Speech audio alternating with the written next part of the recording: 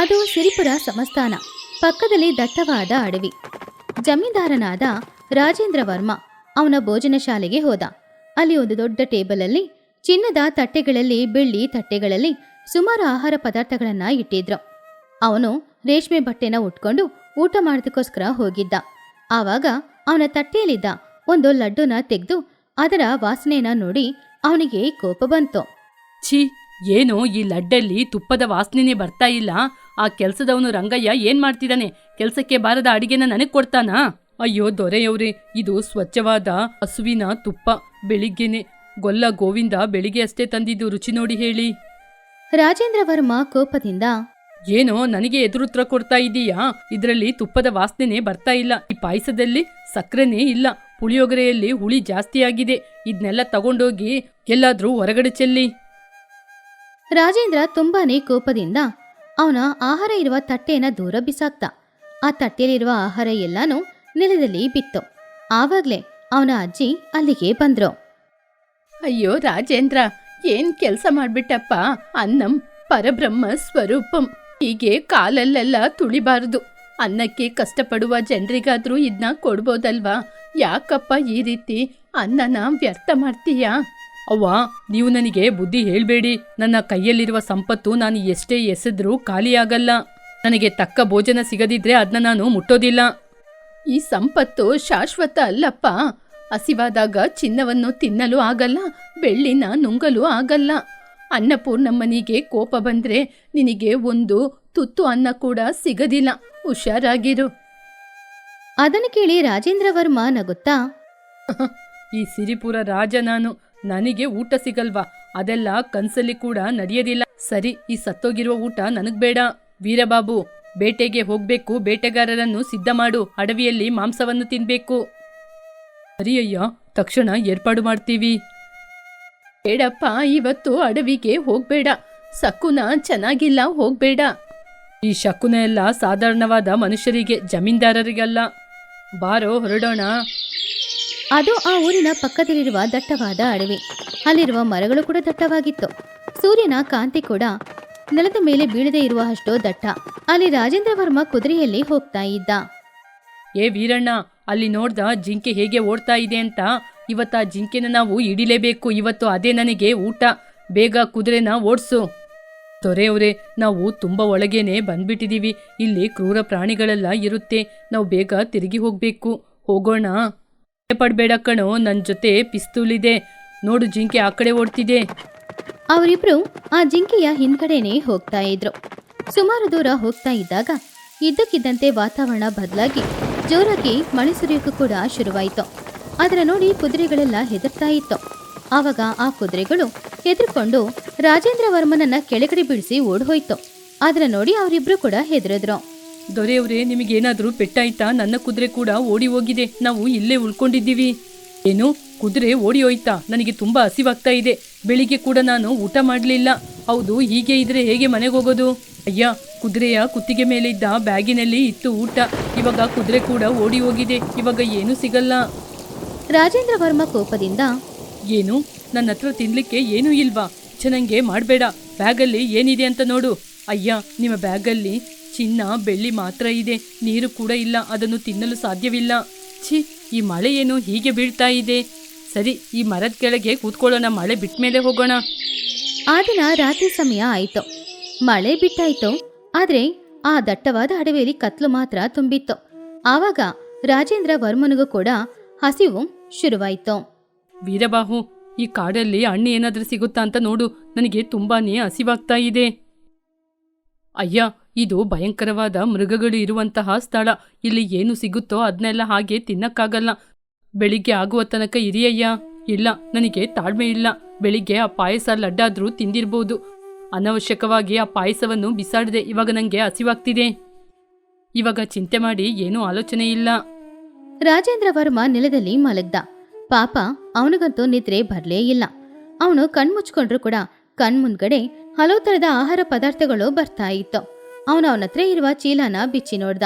ಅದರಲ್ಲಿ ಬರೀ ಚಿನ್ನದ ಕಾಸುಗಳು ಮಾತ್ರ ಇತ್ತು. ನನ್ನ ಹತ್ರ ಇಷ್ಟೊಂದು ಚಿನ್ನಾಭರಣ ಇದೆ, 1 ಎಕರೆ ಭೂಮಿ ಇದೆ. ಆದ್ರೆ ಇದೆಲ್ಲ ಇದ್ದು ಏನ್ ಪ್ರಯೋಜನ? ಇದೆಲ್ಲ ತಿಂದ್ರೆ ನನ್ನ ಹೊಟ್ಟೆ ತುಂಬತ್ತಾ? ಅಯ್ಯೋ ದೇವ್ರೇ, ಏನಪ್ಪ ಇದು? ಮರುದಿನ ಬೆಳಗ್ಗೆ ಇಬ್ರು ನಡ್ಕೊಂಡು ಹೋಗ್ತಾ ಇದ್ರು. ರಾಜೇಂದ್ರ ವರ್ಮ ತುಂಬಾನು ಸುಸ್ತಾಗ್ತಾ ಇದ್ದ. ನಡೆಯಕ್ಕಾಗದೆ ಅಲ್ಲೇ ಇದ್ದ ಒಂದು ಬಂಡೆಕಲ್ಲಲ್ಲಿ ಕೂತ್ಕೊಂಡು, ಅಹು ನೀರು ಬೇಕು, ಒಂದು ಹನಿಯಾದ್ರೂ ನೀರು ಬೇಕು. ಅಯ್ಯ, ಹತ್ರದಲ್ಲಿ ಯಾವ ನೀರೂ ಸಿಗೋದಿಲ್ಲ. ಅದು ಅಲ್ಲೊಂದು ಹಣ್ಣು ಇದೆ, ಆದ್ರೆ ಅದು ವಿಷನ ಏನು ಅಂತ ಗೊತ್ತಿಲ್ವೇ? ವೀರಬಾಹು ಮರದಲ್ಲಿ ಹತ್ತಿ ಒಂದು ಹಣ್ಣು ತಗೊಂಡ್ ಬಂದ್ ಕೊಟ್ಟ. ಅದು ನೋಡುವಾಗ ಒಣಗಿರುವ ಹಾಗೆ ಕಪ್ಪಾಗಿನೂ ಇತ್ತು. ತಗೊಳ್ಳಿ ದೊರೆಯವರೇ. ಚೀಚಿ, ಇದೇನು ಹೀಗಿದೆ? ಇದನ್ನ ನಾನ್ ತಿನ್ಬೇಕಾ? ನನ್ನ ನಾಯಿ ಕೂಡ ತಿನ್ನಲ್ಲ ಇದನ್ನ. ಅಯ್ಯ, ನೋಡಿ ಬಿಸಾಕಿ. ರಾಜೇಂದ್ರ ವರ್ಮ ಆ ಹಣ್ಣನ್ನ ಬಿಸಾಕಕ್ಕೆ ಹೋಗಿ ಒಂದು ಕ್ಷಣ ಆ ಹಣ್ಣನ್ನ ಅವನ ಕೈಯಲ್ಲಿಟ್ಕೊಂಡು ನೋಡ್ದ. ಅವನಿಗೆ ಹಸಿವು ಕಣ್ಣನ್ನ ಮುಚ್ಚಿತ್ತು. ಬೇರೆ ದಾರಿ ಇಲ್ಲದೆ ಆ ಹಣ್ಣನ್ನ ತಿಂದ. ಅದು ಸ್ವಲ್ಪ ಕಹಿಯಾಗಿತ್ತು, ತಿನ್ನಕ್ಕೂ ಕೂಡ ಕಷ್ಟನೇ. ವೀರಬಾಹು, ಇನ್ನೊಂದು ಹಣ್ಣು ಸಿಗುತ್ತಾ? ತಗೊಂಬಾ. ಅಯ್ಯ, ಹಣ್ಣು ಸಿಕ್ಕಿಲ್ಲ, ಮರ ಎಲ್ಲ ಹುಡ್ಕಾಡ್ದೆ. ನನಗೆ ಹಸಿವಾಗ್ತಿದೆ ಕಣೋ, ನನ್ನ ರಾಜ್ಯನ ಬೇಕಾದ್ರೂ ಬರೆದು ಕೊಡ್ತೀನಿ, ಯಾರಾದ್ರೂ ನನಗೆ ಸ್ವಲ್ಪ ಊಟ ಕೊಡ್ತಾರಾ? ಅದನ್ನು ಕೇಳಿ ವೀರಬಾಹುಗೆ ತುಂಬಾನು ಬೇಜಾರಾಯಿತು. ಆಮೇಲೆ ಹೇಗೋ ಅವನನ್ನ ಕರ್ಕೊಂಡು ಅಡವಿ ಮಧ್ಯದಲ್ಲಿ ಬರ್ತಾ ಇದ್ದಾಗ ಇದ್ದಕ್ಕಿದ್ದಂತೆ ಅಲ್ಲಿ ಒಂದು ಗುಡಿಸಲು ಇತ್ತು. ಆ ಗುಡಿಸಲಿನ ಮುಂದ್ಗಡೆ ಒಬ್ರು ಸ್ವಾಮೀಜಿ ಕೂತ್ಕೊಂಡಿದ್ರು. ಅವರ ಮುಂದ್ಗಡೆ 2 ನಾಯಿ ಮರಿಗಳು ಕೂತ್ಕೊಂಡಿತ್ತು. ಸ್ವಾಮೀಜಿ ಅವರ ಹತ್ರ ಇರುವ ರೊಟ್ಟಿಗಳನ್ನ ಎರಡಾಗಿ ಮಾಡಿ ಆ ನಾಯಿಗಳಿಗೆ ಹಾಕಿದ್ರು. ಅಡವಿ ಮಧ್ಯದಲ್ಲಿರುವ ಆ ಗುಡಿಸಲನ್ನ ನೋಡಿ ರಾಜೇಂದ್ರ ವರ್ಮನಿಗೆ ಆವಾಗ್ಲೇ ಪ್ರಾಣ ಬಂದ ಹಾಗೆ ಇತ್ತು. ವೀರಬಾಹು, ಅಲ್ಲಿ ನೋಡು, ಒಂದು ಗುಡಿಸಲು ಮನೆ ಇದೆ, ಬಾ. ರಾಜೇಂದ್ರ ವರ್ಮ ತುಂಬಾ ಸುಸ್ತಾಗಿದ್ರು ಕಷ್ಟಪಟ್ಟು ಆ ಗುಡಿಸಲಿನ ಹತ್ತಿರ ಹೋದ. ಅವನ ಹಿಂದೆ ವೀರಬಾಹು ಕೂಡ ಬಂದ.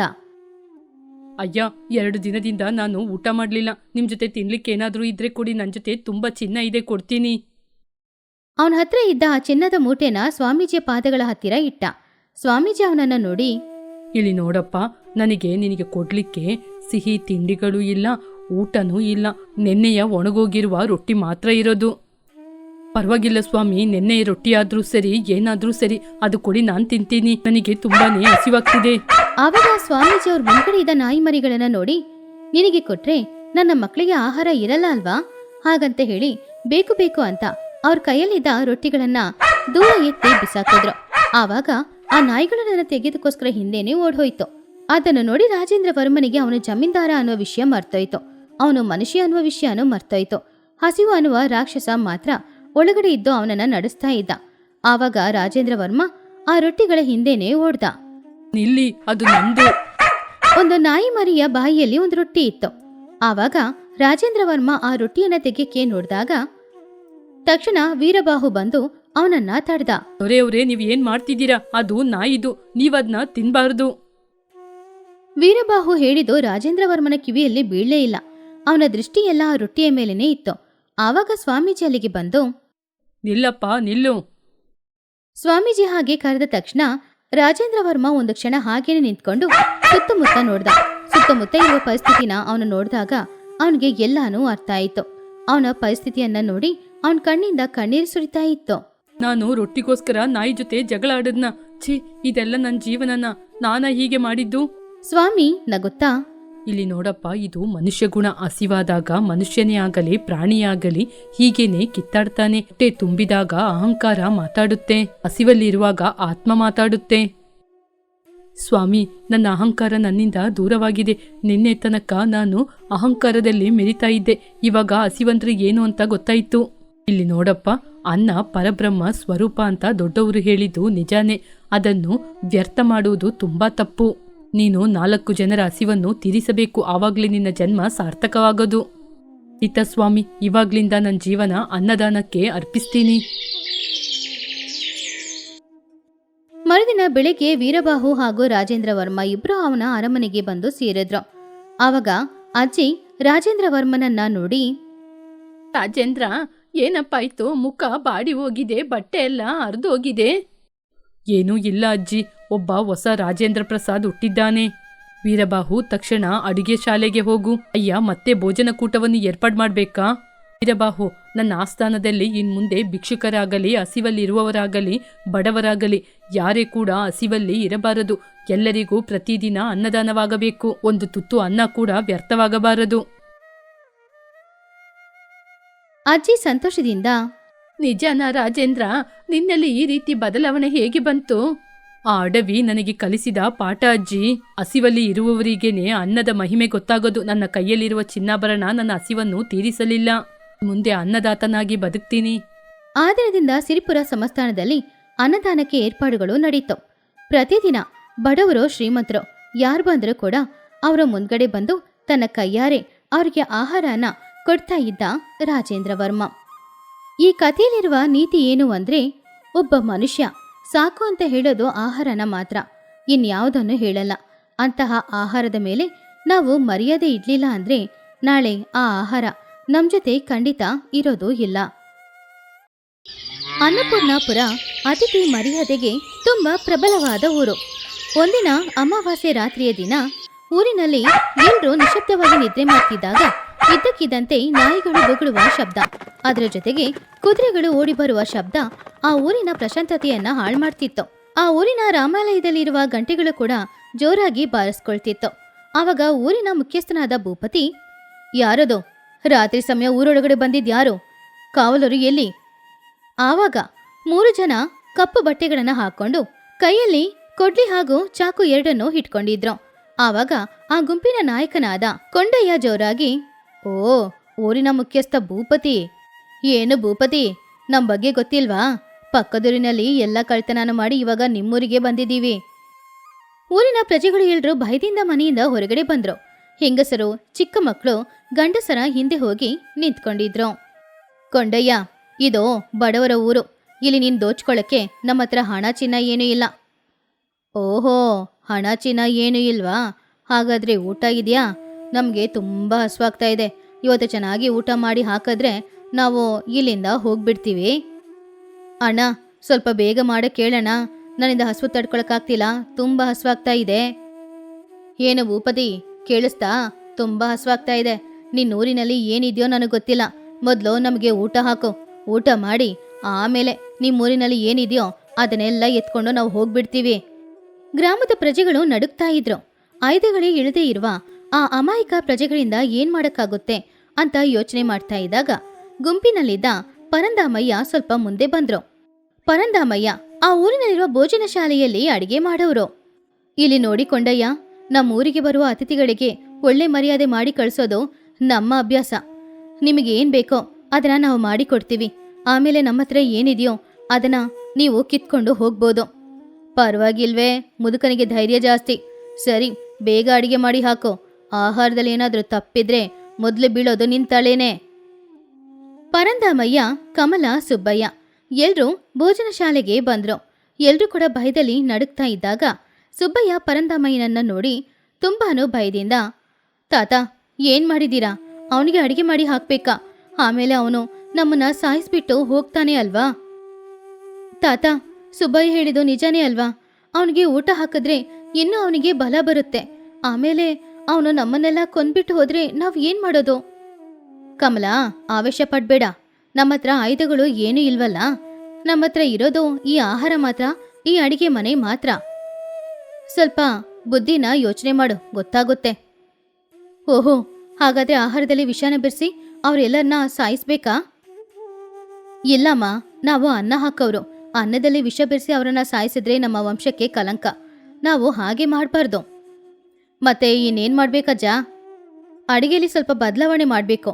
ಕಮಲ, ಅಡಿಗೆ ಮನೆಯಲ್ಲಿರುವ ಜಾಜಿಕಾಯಿ ಎಲ್ಲ ತಗೊಂಡ್ಬಾ. ಹಾಗೇನೆ ಗಸಗಸ ಎಲ್ಲನೂ ತಗೊಂಡ್ಬಾ. ಜಾಜಿಕಾಯಿ, ಗಸಗಸನ ಇದನ್ನ ತಿಂದ್ರೆ ಮೂಚೆ ಹೋಗ್ತಾರೆ ಅಲ್ವಾ?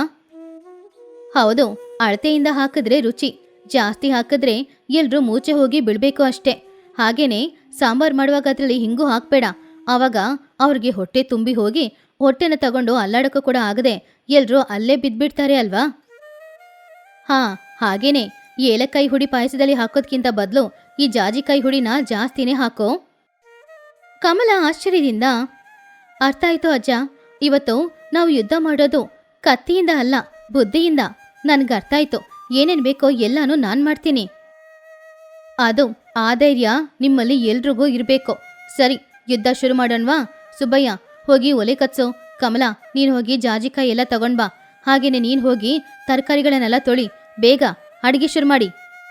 ಅಡಿಗೆ ಮನೆಯಲ್ಲಿ ಕೆಲಸ ಬೇಗ ನಡೀತಾ ಇತ್ತು. ದೊಡ್ಡ ದೊಡ್ಡ ಪಾತ್ರೆಗಳಲ್ಲಿ ಎಲ್ಲರೂ ಸೇರಿ ಅಡಿಗೆ ಮಾಡ್ತಾ ಇದ್ರು. ಪರಂದಾಮಯ್ಯ ಏನಲ್ಲಿ ಏನೇನ್ ಹಾಕ್ಬೇಕೋ ಎಲ್ಲಾನು ಹೇಳ್ತಾ ಇದ್ರು. ಅಜ್ಜ, ಗಸಗಸ ಅರ್ಧ ಕೆಜಿ ಹಾಕಿದ್ದೀನಿ. ಸಾಂಬಾರ್ ತಯಾರಾಗ್ತಾ ಇದೆ. ಇದನ್ನ ತಿಂದ್ರೆ ಒಳ್ಳೆ ನಿದ್ರೆ ಬರುತ್ತೆ. ಒಳ್ಳೇದಾಯ್ತು. ಇವಾಗ ಆ ಜಾಜಿಕಾಯಿ ಹುಡಿನ ಬಿರಿಯಾನಿಯಲ್ಲಿ ಹಾಕು. ಬಿರಿಯಾನಿನ ಹೇಗೂ ಹೆಚ್ಚಾಗಿ ತಿಂತಾರೆ ಅಲ್ವಾ, ಆವಾಗ ಎಲ್ರೂ ಮೂಚೆ ಹೋಗಿ ಬಿದ್ಬಿಡ್ತಾರೆ. ಅಜ್ಜ, ಬದನೆಕಾಯಿ ಸಾರಲ್ಲಿ ಏನ್ ಹಾಕ್ಬೇಕು? ಅದರಲ್ಲಿ ಸ್ವಲ್ಪ ಗಸಗಸ ಜಾಜಿಕಾಯಿ ಎಲ್ಲಾನು ಹೆಚ್ಚಾಗಿ ಹಾಕೋ. ಸ್ವಲ್ಪ ತುಪ್ಪ ಜಾಸ್ತಿ ಹಾಕೋ. ಆವಾಗ ಎಲ್ರಿಗೂ ಹೊಟ್ಟೆ ತುಂಬೋಗಿ ಅಲ್ಲೇ ನಿದ್ರೆ ಬರುತ್ತೆ. ಹೊರಗಡೆ ನಿಂತು ಕಾವಲು ಕಾಯ್ತಾ ಇದ್ದ ಒಬ್ಬ ಕಳ್ಳನಿಗೆ ಹಸಿವು ತುಂಬಾ ಜಾಸ್ತಿ ಆಗ್ತಾ ಇತ್ತು. ಆದ್ರಿಂದ ಅವನು ಬಾಗಿಲನ್ನ ಬಡಿಯುತ್ತಾ, ಏ ಮುದುಕ, ಏನ್ ಮಾಡ್ತಾ ಇದ್ಯಾ? ಹಸಿವು ತಡ್ಕೊಳಕ್ಕಾಗ್ತಿಲ್ಲ. ಅಡ್ಗೆ ಎಲ್ಲ ತಯಾರಾಗ್ತಾ ಇದೆಯಾ? ಆವಾಗ ಪರಂದಾಮಯ್ಯ ತಕ್ಷಣ, ಇನ್ನು 10 ನಿಮಿಷದಲ್ಲಿ ಆಹಾರ ತಯಾರಾಗುತ್ತೆ ಅಪ್ಪ. ನೀವು ಎಲೆ ತಗೊಂಡ್ಬಂದು ಕೂತ್ಕೊಳ್ಳಿ, ಅನ್ನ ಬಡಿಸ್ತೀನಿ. ಊರಿನ ಮಧ್ಯದಲ್ಲಿ ಪರಂದಾಮಯ್ಯ, ಸುಬ್ಬಯ್ಯ, ಕಮಲ ಆಹಾರ ಎಲ್ಲಾನು ತಗೊಂಡ್ ಬಂದ್ರು. ಆಹಾ, ವಾಸನೆನೆ ತುಂಬಾ ಚೆನ್ನಾಗಿದೆ. ಬೇಗ ಹಾಕಿ, ಹೊಟ್ಟೆ ತುಂಬಬೇಕು ಅಲ್ವಾ? ತಗೊಳ್ಳಿ, ಇದು ಸಾಶಿ ಕುರ್ಮಾ, ಹಾಗೇನೆ ಚಿಕನ್ ಬಿರಿಯಾನಿ ಇದೆ. ತುಂಬಾ ಮಸಾಲೆ ಹಾಕಿ ಚೆನ್ನಾಗಿ ಮಾಡಿದೀವಿ. ಇದನ್ನ ತಿಂದ್ರೆ ನಿಮಗ್ ತುಂಬಾನೇ ಇಷ್ಟ ಆಗುತ್ತೆ. ಹಾಗಂತ ಹೇಳಿ ಕಮಲ ಎಲ್ರಿಗೂ ಬಿರಿಯಾನಿನ ಹಾಕಿದ್ಲು. ಅರೆ ಅರೆ ಅರೆ, ಏ ವೆಂಕಣ್ಣ, ಇಷ್ಟು ದಿನ ನಾವು ಎಂತೆಂಥ ಬಿರಿಯಾನಿ ತಿಂದಿದೀವಿ. ಇಷ್ಟು ರುಚಿಯಾದ ಬಿರಿಯಾನಿನ ತಿಂದಿದೀಯಾ ನೀನು? ಆವಾಗ ವೆಂಕಣ್ಣ ಕೂಡ ಆ ಬಿರಿಯಾನಿನ ತಿಂದೋಡಿ, ಇಲ್ಲ ಅಣ್ಣ, ಇಂಥ ಬಿರಿಯಾನಿನ ನನ್ನ ಜೀವನದಲ್ಲಿ ತಿಂದೇ ಇಲ್ಲ. ನಿಜವಾಗ್ಲೂ ತುಂಬಾ ರುಚಿಯಾಗಿದೆ ಅಣ್ಣ. ಪರಂದಮಯ್ಯ ನಗುತ್ತಾ, ಬಿರಿಯಾನಿ ಮಾತ್ರ ಇಟ್ಕೊಂಡಿದ್ರೆ ಏನೋ, ಇನ್ನು ಏನೇನೋ ಇದೆ, ಪಾಯಸ ಬೇರೆ ಇದೆ, ತುಂಬಾ ಚೆನ್ನಾಗಿರುತ್ತೆ, ತಿನ್ನಿ. ಸುಬ್ಬಯ್ಯ ಕೈ ನಡುಗುತ್ತಾ ಪಾಯಸನ ತಗೊಂಡ್ ಬಂದ. ಅದರಲ್ಲಿ ಏಲಕ್ಕಿಗಿಂತ ಹೆಚ್ಚಾಗಿ ಜಾಜಿಕಾಯಿ ಹುಡಿನೇ ಹಾಕಿದ್ರು. ನಾನು ಪಾಯಸ ಹಾಕ್ಲಾ? ಆ ಮಡಿಕೆನ ಇಲ್ಲೇ ಇಡೋ, ಎಲ್ಲ ಪಾಯಸ ನಾನು ಕುಡಿತೀನಿ. ಕಳ್ಳರು ಹೊಟ್ಟೆ ತುಂಬಾ ಊಟ ಮಾಡಿದ್ರು. ಗಂಟು ತನಕನೂ ಊಟ ಮಾಡಿದ್ರು. ಸ್ವಲ್ಪ ಸಮಯದಲ್ಲಿ ಆ ಕಳ್ಳರ ಗುಂಪಿನಲ್ಲಿದ್ದ ಒಬ್ಬ ಅಲ್ಲೇ ಮಲಗಿ ನಿದ್ರೆ ಮಾಡ್ತಾ ಇದ್ದ. ಆವಾಗ ಕೊಂಡಯ್ಯನಿಗೂ ಕೂಡ ಕಣ್ಣು ಮುಚ್ತಾ ಇತ್ತು. ಏನಜ್ಜ, ಒಳ್ಳೆ ಅಡಿಗೆ ಮಾಡಿ ಕೊಟ್ಟಿದ್ದೀರಾ ಅಂತ ಅನಿಸ್ತಿದೆ, ಆದ್ರೆ ಯಾಕೆ ನಿದ್ರೆ ಬರ್ತಾ ಇದೆ? ಅದು ಏನೂ ಇಲ್ಲಪ್ಪ, ಒಳ್ಳೆ ಊಟ ಮಾಡಿದ್ರೆ ಒಳ್ಳೆ ನಿದ್ರೆ ಬರುತ್ತೆ. ಸ್ವಲ್ಪ ಹೊತ್ತು ನಿದ್ರೆ ಮಾಡಿ ವಿಶ್ರಾಂತಿ ತಗೊಳ್ಳಿ. ಅಣ್ಣ, ನನಗೂ ನಿದ್ರೆ ಬರ್ತಿದೆ, ಇಲ್ಲೇ ಮಲಗ್ಲಾ ನಾನು? ಹಾಗಂತ ಹೇಳಿ ಅವನು ಅಲ್ಲೇ ಮಲಗ್ದ. ಹಾಗೆ ಆ ಕಳ್ಳರು 3 ಜನನು ಹೊಟ್ಟೆ ತುಂಬ ತಿಂದು ಅಲ್ಲೇ ಮಲಗಿ ನಿದ್ರೆ ಮಾಡ್ತಾ ಇದ್ರು. ಹಾಗೆ ಸ್ವಲ್ಪ ಸಮಯದಲ್ಲಿ ಮಲಗಿ ಎಲ್ರೂ ಗೊರಕೆ ಮಾಡ್ತಾ ಇದ್ದಾಗ ಕಮಲ ಅವರ ಹತ್ತಿರ ಬಂದು ಅವರನ್ನ ಕಾಲಿಂದ ಒದ್ದು ನೋಡಿದ್ಲು. ತಾತ, ಇವ್ರು ಒಳ್ಳೆ ನಿದ್ರೆಯಲ್ಲಿದ್ದಾರೆ, ಇವಾಗ ಖಂಡಿತ ಎದ್ದೇಳಲ್ಲ. ಆವಾಗ ಭೂಪತಿ ಆಶ್ಚರ್ಯದಿಂದ, ಏನ್ ಮಾಡ್ದೆ ತಾತ? ವಿಷ ಕೊಟ್ಟು ಸಾಯಿಸ್ಬಿಟ್ಯಾ? ಅಯ್ಯಯ್ಯೋ, ವಿಷ ಕೊಟ್ಟು ಸಾಯಿಸೋದು ನನ್ನ ಅಭ್ಯಾಸ ಇಲ್ಲಪ್ಪ. ಅವ್ರಿಗೆ ಚೆನ್ನಾಗಿ ನಿದ್ರೆ ಬರೋ ಥರ ಅಡುಗೆ ಮಾಡಿ ಕೊಟ್ಟಿದ್ದೀನಿ. ಎಲ್ಲಾನು ತಿಂದಿದ್ದಾರೆ ಅಲ್ವಾ, ನಾಳೆ ಬೆಳಿಗ್ಗೆ ತನಕ ಖಂಡಿತ ಇಲ್ಲಿಂದ ಅಲ್ಲಾಡೋದೇ ಇಲ್ಲ.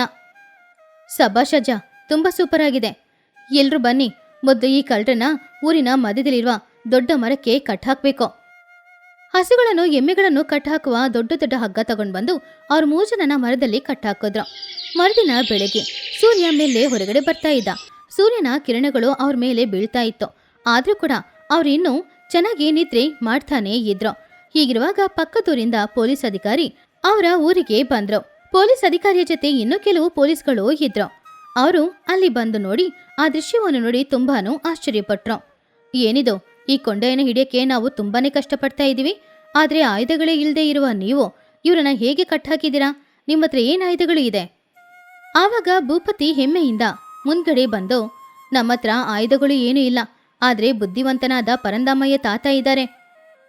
ಹೌದಾ, ನೀವು ಏನ್ ಮಾಡಿದ್ರಿ ತಾತ? ನಮ್ಮ ತಾತ ಬಲನ ಉಪಯೋಗ ಮಾಡಿಲ್ಲ, ಬುದ್ಧಿನ ಉಪಯೋಗ ಮಾಡಿ ಅವ್ರೆಲ್ರಿಗೂ ಚೆನ್ನಾಗಿ ಊಟ ಹಾಕಿ ಎಲ್ರೂ ಮೂಚೆ ಹೋಗಿ ಬೀಳೋ ಥರ ಮಾಡಿದ್ದಾರೆ ಅಷ್ಟೇ. ಸ್ವಲ್ಪ ಸಮಯದಲ್ಲಿ ಕೊಂಡಯ್ಯ ಮೇಲೆ ಕಣ್ಬಿಟ್ಟು ನೋಡ್ದ. ಪೊಲೀಸರು ಸುತ್ತಮುತ್ತ ನಿಂತ್ಕೊಂಡು ಪ್ರಜೆಗಳು ನಗಾಡ್ತಾ ಇರೋದು, ಇದೆಲ್ಲವನ್ನು ನೋಡಿ ಅವನಿಗೆ ನಡೆದಿದ್ದೇನು ಅನ್ನೋದು ಅರ್ಥ ಆಯಿತು. ಇದು ಮೋಸ, ಈ ಅಜ್ಜ ನಮ್ಗೆ ಮೋಸ ಮಾಡಿದ್ದಾರೆ. ಆವಾಗ ಪರಂದಾಮಯ್ಯ ಮುಂದೆ ಬಂದು, ನಾನ್ ನಿನಗೆ ಮೋಸ ಮಾಡಿಲ್ಲಪ್ಪ, ನೀನ್ ಕೇಳಿದ್ದು ಒಳ್ಳೆ ಊಟ. ಆ ಒಳ್ಳೆ ಊಟನ ನಾನು ನಿನಗೋಸ್ಕರ ಹಾಕಿದ್ದೀನಿ. ಅದನ್ನ ತಿಂದು ನೀವೆಲ್ರೂ ನಿದ್ರೆ ಮಾಡಿದ್ರೆ ನಾನೇನ್ ಮಾಡೋದು? ಸಭಾಷ್ ತಾತ, ಗೌರ್ಮೆಂಟಿಂದ ನಿಮಗೆ ಬರಬೇಕಾಗಿರೋ ಹಣ ಖಂಡಿತ ಬರುತ್ತೆ, ಯಾಕಂದ್ರೆ ಈ ಕಳ್ಳನ್ನ ಹಿಡಿದು ಕೊಟ್ಟಿದ್ದೀರಾ ಅಲ್ವಾ? ಹಾಗೆ ಪೊಲೀಸರು ಪರಂದಾಮಯ್ಯನನ್ನ ಮೆಚ್ಕೊಂಡು ಆಮೇಲೆ ಕಳ್ಳರನ್ನ ಅರೆಸ್ಟ್ ಮಾಡ್ಕೊಂಡು ಅಲ್ಲಿಂದ ಕರ್ಕೊಂಡು ಹೋದ್ರು. ಪರಂದಾಮಯ್ಯನ ಬುದ್ಧಿವಂತಿಕೆಯನ್ನ ನೋಡಿ ಊರಿನವರು ಎಲ್ರೂ ಕೂಡ ಮನಸಾರೆ ಅವರನ್ನ ಮೆಚ್ಕೊಂಡ್ರು. ಈ ಕಥೆಯಲ್ಲಿರುವ ನೀತಿ ಏನು ಅಂದ್ರೆ ಯುದ್ಧದಲ್ಲಿ ಕತ್ತಿ ಕೊಡ್ಲಿ ಇದ್ರೇನೆ ಗೆಲ್ಲಕ್ಕಾಗುತ್ತೆ ಅನ್ನುವ ಅರ್ಥ ಇಲ್ಲ. ಕೆಲವು ಸಮಯ ನಾವು ಮಾಡುವ ಅಡಿಗೆನೇ ಒಂದು ಆಯುಧವಾಗಿ ಬದಲಾಗುತ್ತೆ.